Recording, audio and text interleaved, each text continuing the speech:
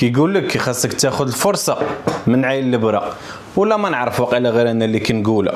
كنظن كلشي شاف المشكل اللي طاري ما بين تيك توك والحكومه ديال الميريكان. دابا الاب ديال تيك توك ما كايناش في ستور، هي بزاف ديال لي زابليكاسيون بحال كاب كات، يعني الا مشيتي تمحيتيهم من التليفون ما عندكش منين ترجعهم. وكاين اللي التفكير ديالو بيزنس مان كيحضر العاقه فين ما كانت. اشنو داروا؟ مثلا بحال هذا الايفون اللي يساوي 1500 دولار مشاو حطوه في اي باي ب 10000 دولار. على قبل تيك توك مازال مانستالي فيه، وكما كيبان لكم كل واحد حاط الثمن ديالو. دابا اي واحد غادي يحقر هذه الفكره، ولكن اللي ما عارفينش هو ان كاينين ناس كيدخلوا ملايين ديال الدولارات غير من تيك توك. ما كنهضرش على اصحاب اللايفز وكبس وصحاب الفيديوهات، كنهضر لكم على دوك الشركات اللي كيبيعوا المنتوجات ديالهم في تيك توك، كيستعملوه بحال اي باي وامازون. الخلاصه ديال هادشي وهي تستغل الفرصه كيف ما كانت وفين ما كانت.